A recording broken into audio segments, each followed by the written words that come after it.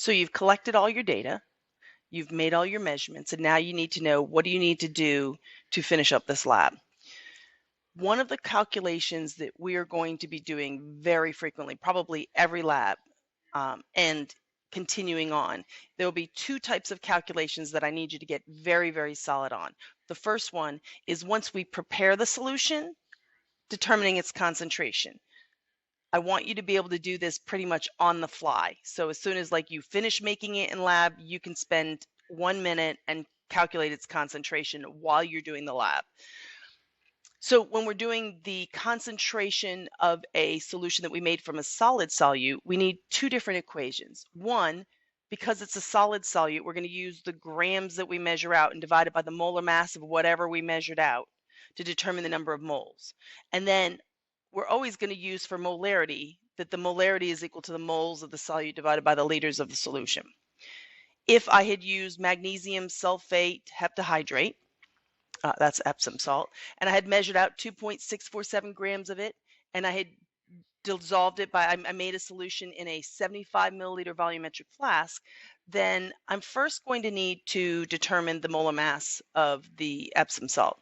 Note, don't forget when you have these hydrates, even though once we dissolve it, we're just going to call it magnesium sulfate solution. What we weighed out has water in it. And if I don't account for that water mass, my moles are going to be way off. So make sure you add those in. Note down here, because I have 7 waters and each water has 2 hydrogens, and that's the hydrogen molar mass, and 7 oxygens, I have to make sure and include that. Without that, that's almost half of the weight of this substance. So it's important to make sure that you're including that. All right, so I would take my 2.467 grams that I actually weighed out. Don't use the target one, the one that you said out to measure when you're deciding how much you needed, the one that you actually recorded from the scale. And then we divide it by its molar mass and we get how many moles we had. Now I can plug that number of moles in the molarity equation. It's going to go on top as my moles of solute, and my liters is now going to be whatever size volumetric flask I used. In our particular case, we used a 75 milliliter flask, and I have to convert it to liters. Remember, molarity is moles per liter, so I can't use milliliters. I have to convert it to liters, and I end up with 0.1432 for this particular situation. So this would be my stock concentration. The other one that we're going to do very often is that we are going to be doing the concentration of dilutions. Let me move into my laser pointer. So our dilution equation is M1V1 equals M2V2. Now I've replaced the 1s and 2s with strong and weak. So this is my stock. This is my stock solution that I just made. And then this is my dilution. This will be what I'm usually looking for. What is the molarity of the diluted formula after I finished adding more water? So my volume of my weak is after I've added the water. The volume of the strong is how much did you measure out of the stock? So if I had measured out 13.75 milliliters of a stock solution that was 0.55 molar magnesium sulfate, and I diluted it into a 25 milliliter volumetric flask, then my molarity of my strong is the stock solution, 0.55. My volume of my strong is this 13.75, however much I measured out with the pipette. I've converted it over to liters to make it easier. Note that in this particular situation, since I have liters here and liters here, I could have gotten away with leaving it in milliliters. But if you convert to liters, it will always work. So if you're not sure about when you can and when you can't, always convert it to liters. It's not that hard. So I've converted it to 0.01375 liters equals the molarity weak times here is where I'm going to use the size of the volumetric flask. Once I finish adding water, it's 25 milliliters or 0.025 liters. So I can calculate the molarity as the molarity of the strong times the volume of the strong divided by the volume of the weak, and I end up with 0.3025 molar solution. All right, great. We've taken our mass data of the 2 different solutes we used. We've gotten all the concentrations of the stock solutions, and then we got all the concentrations of all the dilutions we made from those stock solutions, and then we measured all the absorbances of them at the wavelength we determined to be the best wavelength. So now I have some concentration and absorbance data. I want to make a calibration curve next, but I only want to include solutions for which we know the concentration. So the stock solution and your 3 dilutions and water.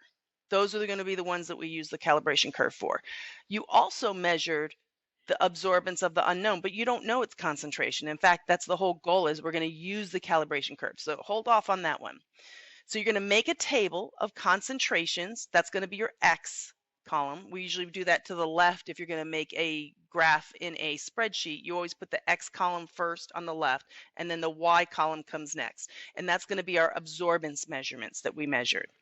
And you're going to make a graph of that using the graph techniques we studied in the previous week. And then you're going to make a linear trend line for that graph. So we should end up with something like this.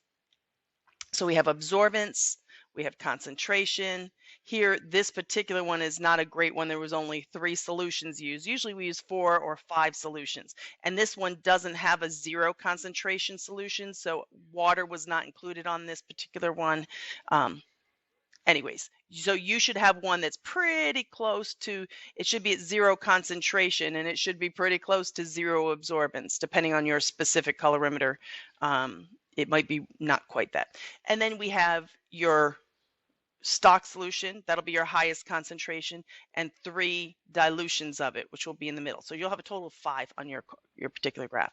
All right, so note that we have absorbance on the y-axis, we have concentration on the x-axis. It has to be an XY scatter plot, and we fit it with a trend line. I used a different graphing program. This information comes in a kind of funny set of information. It says y equals mc plus b, and then it gives me the m, and it gives me the b, and it gives me a correlation. We're going to just kind of rewrite that as the absorbance, because that's what's on my y-axis, is equal to my slope, 4.625, times my concentration, that's what's on my x-axis, plus the y-intercept, which in this case was 0.08000. Okay, so this is what I end up with, and this is my graph.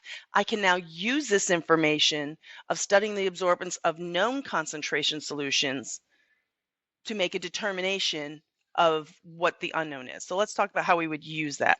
So the point of the calibration curve is I can now use that trend line equation to figure out either absorbances of solutions that I have not measured, but I know their concentration, or if I know if I measure an absorbance of a solution that I don't know its concentration, I can use that equation to find its concentration. And in fact, that's what our goal is. I gave you an unknown, you measured its absorbance, you're going to use your trend line data to determine what was its concentration. So if we're using that curve I just showed you, the absorbance is equal to 4.65 times the concentration plus the 0.08, and my unknown solution had an absorbance of 1.35, I can put that in for the absorbance. Absorbance equals 4.6525 times the concentration. I now need to rearrange it, be a little careful. Remember, I first have to subtract 0.08 from both sides, and I need to get this answer first. So that's why I've got it in parentheses. And then I need to divide by the slope to get concentration by itself. I end up with a value of 0.275. So this is how I want you to calculate the concentration of your unknown.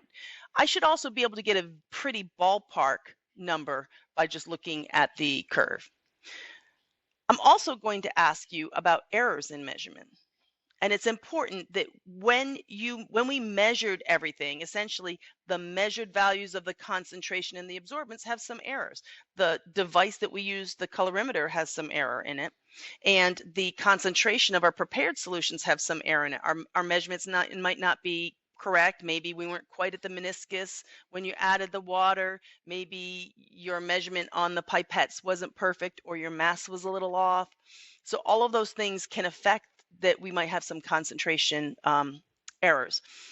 It is important when we try to use a graph that we need to be careful about using it only for unknown solutions that are very similar. So you should only be using your calibrated curve for solutions of the same solute at the same wavelength. So if you use a different solute, or if it was measured at a different wavelength, that calibration curve is not very helpful. It should also be at similar conditions, same temperature, and it really should be on the same day and shortly before or after you measured the data that you took your calibration curve for, because that can affect the colorimeter. It should be for solutions in the same range of absorbance and the same range of concentration as what you use to make the graph. So let's look at some examples. When we look at this particular one, I see that this one was made of copper sulfate. It was at 635 nanometers. Anything that's not copper sulfate, anything that's measured at anything other than 635 nanometers we shouldn't be using this curve. I should also only be using this curve from, let's say, absorbances between 0.5 and 1.5. So I notice my lowest point is kind of close to 0.5. My highest point is up to like 1.5. I shouldn't be using it. If I measure something and it's got an absorbance of 2.0, I shouldn't be using this curve. I don't really know what it's going to happen in that because I didn't measure any solutions in that range. Same thing with the concentration. I only want to use this graph for things in the concentration range of about 0.1 to 0.3. Outside of that range, I'm not really sure. If you're, you can use it to some degree a little bit outside, but this would be best used as ones that are similar to the concentration study. Also, when I look at this, if I want to evaluate how accurate this is, how much error was in this calibration process, graphically, that's a little bit different. So when we've done this before, we've done standard deviation measurements and percent relative error. Here, all we really have is this graph. But I know something about this graph. We are using, our answer at the end is this trend line. So I can look at this trend line and say, how closely does this trend line match this data? I'm expecting, because of Beer's law, that I should have a good linear relationship between the measured absorbance and the concentrations. If not, if I don't get a good line fit, that's telling me my data has some error in it. So visually, I can look at where do these points fall relative to the line. In this case, they're all pretty close. Like this is pretty linear. If I had asked you to draw a best fit line, you would not have had, just using a ruler and the points are on a graph, you wouldn't have had an issue.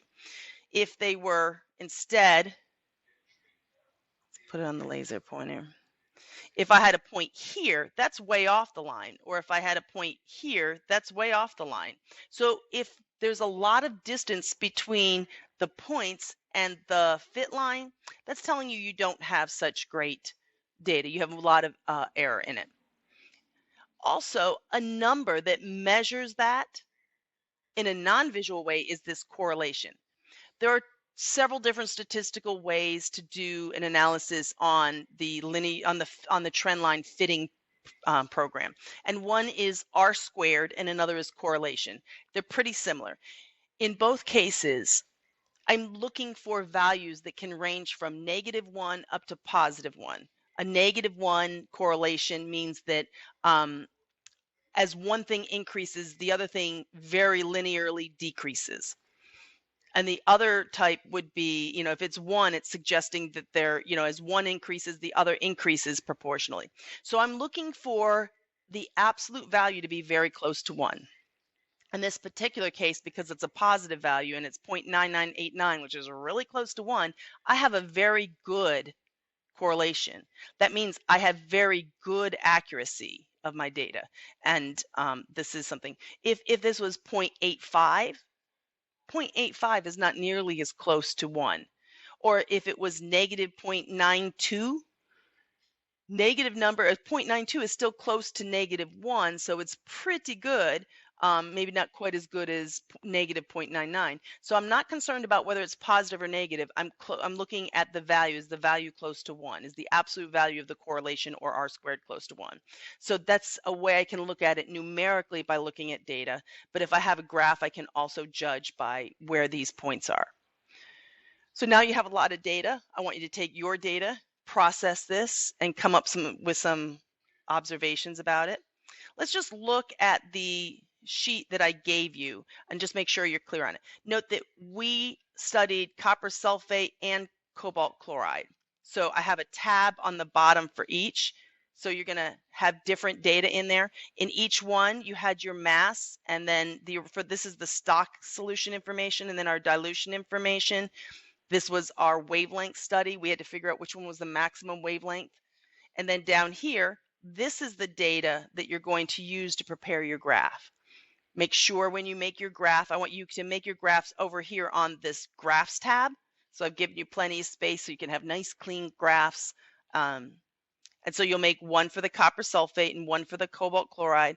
And then I also have some questions for you. I've given you another curve to look at, and I'm asking you to make some evaluations about what it is appropriate for, and also about the error in this particular set of data. I think you're in good shape. Go to work.